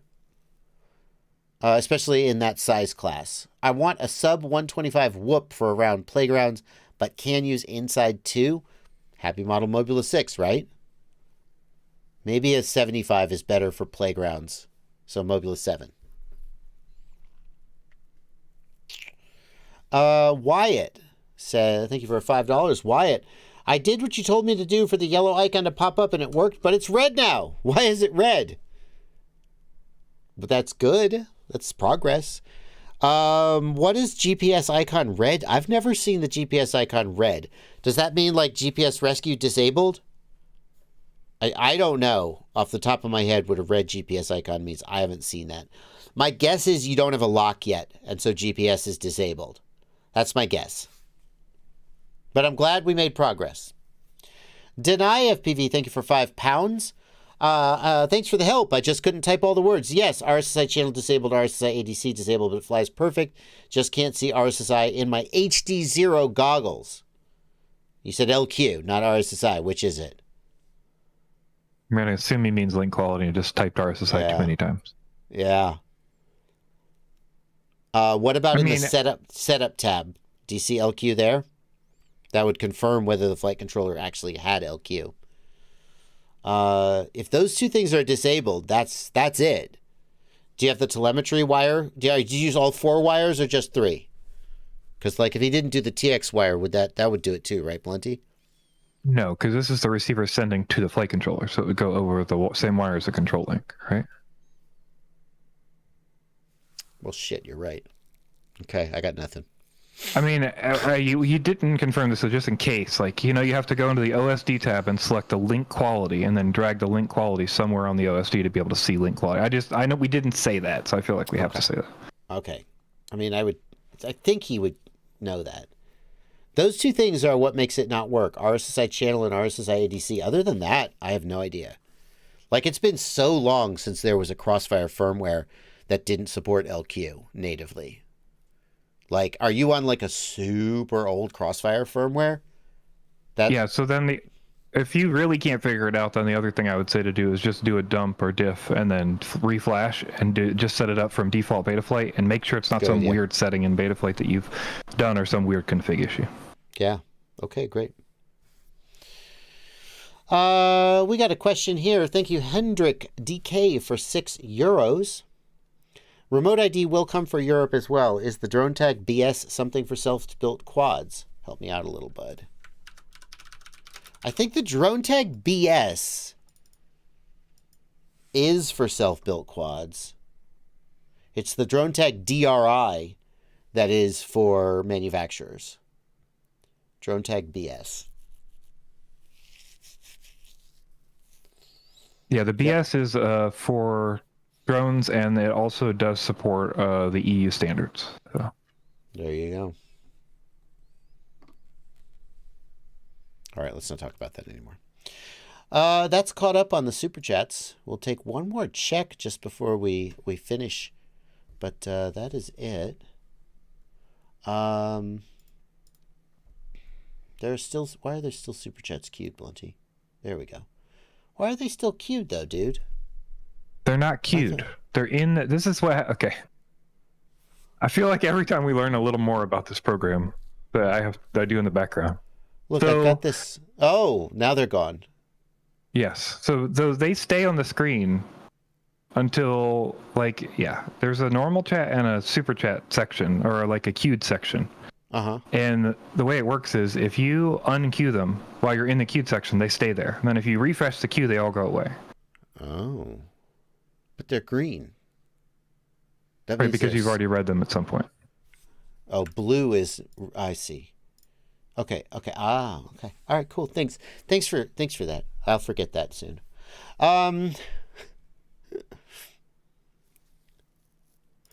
Jake Clausen asks, what would cause motor runaways? Props on correctly, hovers at low throttle, then takes off. All I did was go from analog to O3 and swap the motors. I love when people say all I did, and then they say the thing that blatantly is causing their problem. And Jake Clausen, I'm not, this is going to sound a little bit like I'm making fun of you, and like a little bit I am, but not a lot, so please take it in stride. But like, Jake, there are worse examples of this. Like, some people will be like, there was somebody I spent like a week like going back and forth on email trying to fix this problem. And then we finally got to the answer, and it was something was broken. And he said, oh yeah, well, 2 weeks ago I crashed it. And I was like, yeah, could have told me that at the beginning. So it's like, all I did was go from analog to O3 and swap the motors. Well, probably something's up with these new motors. Like, are the new motors like ridiculously different kV? I don't know, but like, all I did was swap the motors. Well, that's kind of a big thing. So if you PID tuned on the old motors, go back to default PIDs because your PID and gyro settings may not be compatible with the new motors. So go back to default PIDs, go back to default filters, and if your motors are like a ridiculous kV for your voltage in your props, maybe use a motor output limit to scale them down. I would need more details about the motors, the old motors and the new motors, to say for sure. Like Jake, the reason I'm not like, I don't want it to sound like I'm going hard on you because like, oh, you replaced the motors from a 2207 1900 kV with a different 2207 1900 kV, and I'm completely off base, and you're completely right that this change is unrelated. Just, sometimes other people, I can't figure out why I'm fail-safing. All I did was remove the antenna from my receiver, throw it in the trash, and then put a big blob of solder where it used to be. It's so weird. My range is short. Anyway, do you have any idea what's wrong? Like, yeah, I think I do.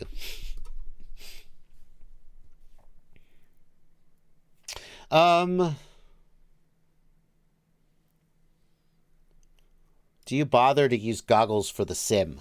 I don't. It's too much hassle to like get the goggles on, get them plugged in, and then like when you need to reset, you kind of have to look up and you hitting the keyboard. I don't think there's any advantage. Many people find it more immersive and do like it, but I don't think it like makes you a better pilot. Yeah. Jake Clausen says I went from stock iFlight AOS Zing motors to the new AOS motors. Okay, well Jake, that's something. The new AOS motors are much higher kV than this. They're like 2100 kV or 2050 kV, and the iFlight Zing motors are like 1800 kV. That's a pretty big difference, especially if you're on the stock PID tune, which is aggressive. So if you have the AOS RC bind and fly from iFlight, it has an aggressive PID tune on it, and changing those motors absolutely could be the thing that puts it over the edge. So, I wonder if Chris Rosser has a PID tune for his AOS motors on the AOS RC bind and fly. If not, go back to the default PID tune. Or you could use a motor output scale to bring the kV of the motors down, but the whole point of those motors is you want that high kV, so you might not want to do that.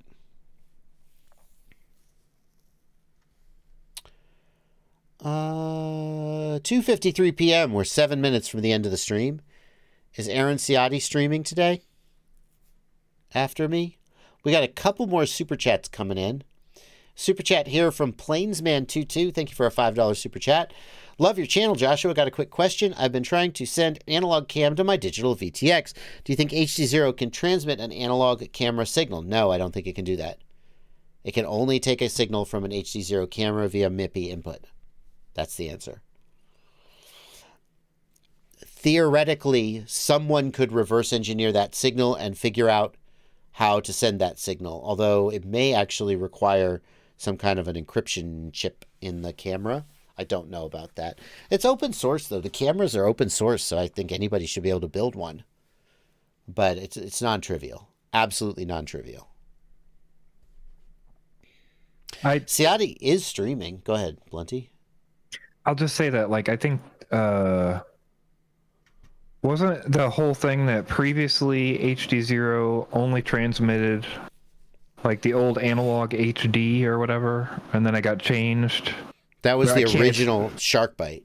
Yeah, it's been so long since we talked about it, but I think the original SharkBite was built to send analog HD signals.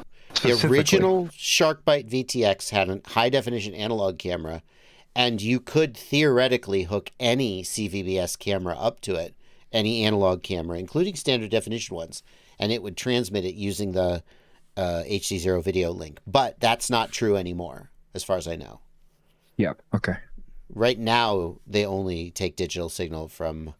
I think. I mean, I could be wrong. It could... I wouldn't put past Carl for that capability to still be in there secretly, but I don't think... it would be trivial to get that out. I mean, it would be non-trivial to make your own HD0 camera. Never mind a Raspberry Pi. just to build an HD0 camera is beyond most hobbyists' capabilities. So the idea that if the video transmitter doesn't just kind of have a CVBS input or something, I feel like that's it, or an HDMI input, like that's it. For most hobbyists, that's the end of the line. It's not like they're going to like buy a MIPI interface board for Raspberry Pi, assuming such a thing exists.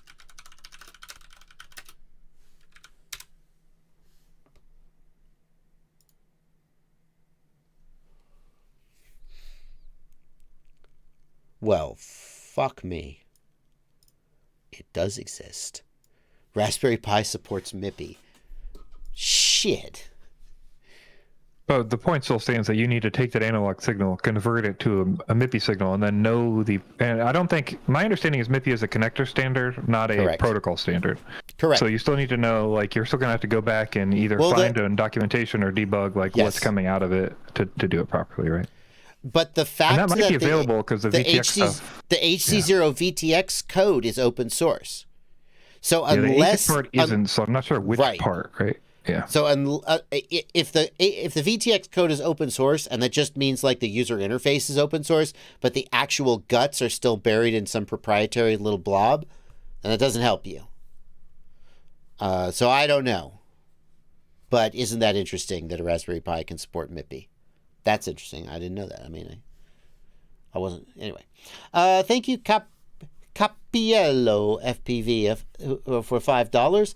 If I'm using DJI S-Bus and I bought the Darkstar ELRS, the AIO UFL antenna still transmits power? Yes, it does. Even if I change it to serial receiver provider to S-Bus, yes, it still transmits. So some flight controllers will have a solder bridge or a trace you can cut to power down the onboard receiver. I don't know whether this one does, but it might, and you might look for that. Thank you for $5 from AIRX. This, I have not seen the Barbie movie. Thank you for your super chat to support the channel. That's silly. Alrighty. Okay, Blunty. We got time for like 2 more. Just Mo. No. There's no script to my video series, and I don't know of any textbooks like about Betaflight. Sorry. That's just how it is. The textbook would immediately be out of date as soon as you wrote it. That's the main reason I think that it's not done that way. Is it possible to get a proper PID tune without black box? Yes, 1000%. It's a little harder, but you can definitely do PID tuning without black box. People did for a long time. You can get a pretty good PID tune. So, how can I find people to fly with in my area? Amplified Car Audio. Go to the Joshua Bardwell Livestream Clips YouTube channel and search for how to find people to fly with or something along those lines. I showed this video earlier in the stream. I'm not going to look it up again. I have a whole segment I did about that. And I normally don't just be like, go watch this other video, but the live stream's almost over. Joseph Dahari suggests Drone Nation. Not bad. Drone Nation is a social network for FPV drones. Maybe somebody near you is on it. It's a good idea, Joseph Dahari. That's not my first thought, but that's a good thought. Hey, okay, we're going to wrap up, guys. I want to leave you with one thought. The one thought is this. What does this look like? What does this look like to you? Oh, Blunty, what does this look like to you? I'll put you on the spot. You want to know what it, like, what is it, or what does it look like? What do you think it is? It's a replaceable VTX setup for DJI, so you can pop it in and out of different setups, right? Yeah, what kind of setup do you think I'm going to pop it onto? Here, I'll give you a hint. RC 110 scale RC car. Hey, that's right. I'm going to do a video about putting FPV on that. Oh, by the way, I'm now like 2 weeks into owning a Surface Radio, and I've bought a $200 RC car and a $500 RC car. So there you go. I'm going to put, you know why I bought that car? Because it has 2 gears and it has locking diffs. And anything that has more switches and programmability is more appealing to me than anything that doesn't. So, Look for that coming on the channel later. But for now, watch Aaron Ciotti do his stream. Ciotti, have a great stream, and I will see you guys tomorrow. Happy flying, everybody.